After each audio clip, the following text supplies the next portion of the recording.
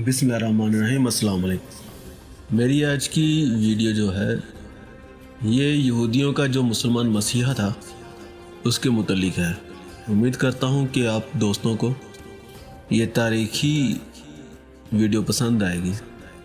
सबताई ज़ेवी जो 1626 में एक यहूदी ताजर के घर पैदा हुआ, मजहबी तालीम मुकम्मल करने के बाद यहूदियों के तसव्वुफ़ कबाला में दिलचस्पी ली, रूहानियत के शौक़ में गोशा नशीनी की ज़िंदगी अख्तियार की। काफ़ी अरसा खुद को एक कमरे तक ही महदूद रखा। दीवारों से बातें करते, नारे लगाते, पागलपन के दौरे पड़ते, बाइपोलर डिसऑर्डर के मरीज़ बन गए थे। सादा लो अवाम हमेशा से ही ऐसे मजनून लोगों में ख़ास दिलचस्पी जाहिर करती आई है। पहुँचे हुए बाबा के गिर्द जब थोड़े लोग इकट्ठे हुए तो इनका दिमाग मज़ीद ख़राब हो गया और बराह रास्त खुदा से हम कलाम होने लगे।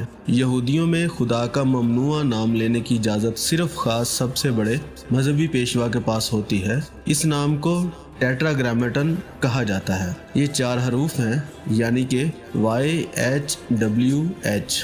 ये नाम लेना यहूदियों में सख्ती से मना है, मगर सबताई साहब अपने पागलपन के दौरों के दौरान ये नाम कसरत से लेते थे, जो उस वक़्त के उलमा कराम को शदीद नागवार गुजरा और इन पर खुदा की तौहीन के फतवे लगना शुरू हो गए। सबताई इलाका छोड़ने पर मजबूर हो गए और यहूदियों की रूहानियत में एक चीज़ होती है मैगिड।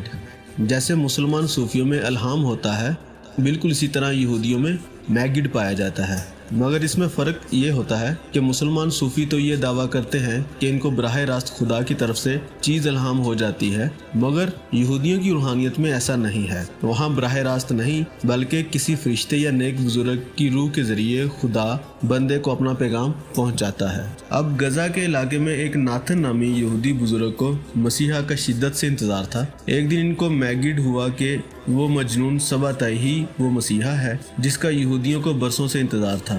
इसी तरह गली गली घूमने वाला सबताई यहूदियों के मसीहा बन गए। कुछ ही अरसा में गज़ा, शाम, तुर्की, यूनान और शुमाली अफ्रीका में इनके चाहने वालों की तादाद लाखों में पहुंच गई और इन्हें बादशाहों का बादशाह, यहूदियों का बादशाह कहा जाने लगा। कदामत पसंद यहूदी इनसे नफरत करते थे।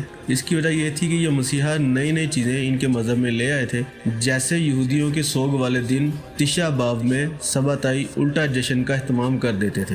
इन्होंने अपने मुरीदान को हर तरह की जिनसी आज़ादी भी दे रखी थी। इनकी ये सोच थी कि इंसान जितने गुनाह करेगा उतना ही खुदा से करीब होगा, क्योंकि फिर ही वो माफ़ी का तलबगार होगा और गुनाह का सबसे बेहतरीन रास्ता जिनसी आज़ादी है। इस मकसद के लिए मुख्तलिफ किस्म के त्यौहार भी बनाए गए थे, जैसे फेस्टिवल ऑफ द लैम्ब में एक दूसरे से बीवी तब्दील की जाती है। सबताई साहब दिन ब दिन मशहूर होते जा रहे थे और ये सब काम खिलाफत उस्मानिया के इलाकों में ही हो रहा था। 1666 तक ये तहरीक अपने रूज पर पहुंच गई। यहूदियों को खिलाफत उस्मानिया में हर किस्म की आज़ादी थी, मगर जब उस वक़्त के सुल्तान महमद चहारम ने देखा कि यहूदी तो सियासी तौर पर इस शख्स के साए तले मजबूत होते जा रहे हैं और मुआशरे में बेरारवी भी फैल रही है, तो इन्होंने इस मसीहा की गिरफ्तारी का हुक्म दिया। सुल्तान ने सबताई को कहा, यहूदियत छोड़ो, इस्लाम कबूल करो, या कोई मौजज़ा दिखाओ या फिर मौत कबूल करो। मौजज़ा दिखाने के लिए यह तय हुआ कि सुल्तान के तीरंदाज सबताई पर तीर चलाएंगे।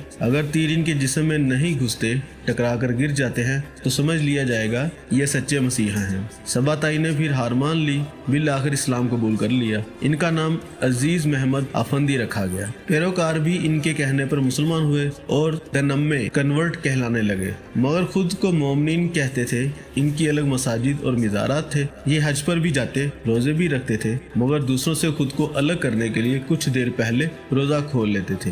ये बाहर मुसलमान थे, अंदर से यहूदी ही थे, जिसका इतराफ सबताई ने अपनी उम्र के आखिरी उम्र में किया। ये दोनों में अपनी तकरीबात को खुफिया ही रखते थे। सबताई के बाद इनकी जगह इनके पैरोकार उस्मान बाबा ने ली, जिन्होंने मुसलमान सूफिया की तालीमात का तड़का भी अपने मजहब में लगा लिया और सूफियों को भी मुतासर किया। यूरोप में सबताई का मिशन जैकब फ्रैंक ने आगे बढ़ाया। वहाँ इनके पैरोकारों ने ईसाई मजहब इख्तियार किया, तिजारत और हुकूमती मशीनरी में नकब लगाई। उस्मान बाबा और जैकब फ्रैंक का तरीका वारदात एक ही था। ये ज़हीन भी थे और पैसे वाले भी। खिलाफत उस्मानिया में दोनों में अहम ओहदों पर तैनात रहे। फौज में भी बड़ी तादाद में मौजूद थे। تجارت میں بھی آگے تھے۔ خلافت عثمانیہ کو ختم کرنے اور ترکی کو سیکولر بنانے کی تحریکوں میں پیش تھے۔ ایک کتاب ہے جس کا نام ہے دا سیکرٹ جیوز۔ دا سیکرٹ جیوز کے مطابق نہ صرف خلافت عثمانیہ کو ختم کرنے والے جدید ترکی کے بانی کمال اتا ترک کا تعلق دو نما قوم سے تھا، بلکہ اس کا وزیر خارجہ اور وزیر خزانہ بھی دو نما تھے۔ اب آج کے دور میں بظاہر مسلمان اور دو نموں میں فرق کرنا مشکل ہے، یہ عرب اور ترک معاشروں میں گھل مل گئے ہیں۔ کاغذوں میں تو ان کی تعداد ترکی میں 60,000 کے قریب ہے، مگر حقیقت میں یہ کتنے ہیں یہ کسی کو معلوم نہیں۔ ان کی طاقت صرف ترکی تک ہی محدود نہیں، عرب دنیا میں بھی یہ کافی اثر رکھتے ہیں، مگر نظر نہیں آتے۔ صدام دور میں عراقی خفیہ ادارے جہاز المخابرات نے سعودی شاہی خاندان اور وہابی تحریک کے دو نما سے تعلق پر ایک انٹیلیجنس رپورٹ بھی بنائی تھی، جو بعد میں عراق پر امریکی قبضے کے بعد امریکی فوجی کے ہاتھ لگی، جو آج بھی امریکی فوجی ریکارڈ پر موجود ہے۔ سعودی شاہی خاندان یہ بات چھپانے کی کوشش کرتی رہی ہے کہ ان کے آباء و اجداد دو نما تھے، مگر جنہوں نے تحقیق کی وہ بیان کرتے ہیں آل سعود کے آباء و اجداد کا شجرہ نسب دو نموں سے ہی جا ملتا ہے۔ ثبت ہے کہ دو نمے مومنین کن کن عہدوں پر ہیں، یورپ، ترکی اور عرب دنیا کے حکمران خاندانوں میں کون کون دو نما ہے، یہ حقیقت کبھی تو کھلے گی، مگر جس نے ان کا شجرہ نسب کھنگالنے کی کوشش کی اس کا انجام اچھا نہیں ہوا۔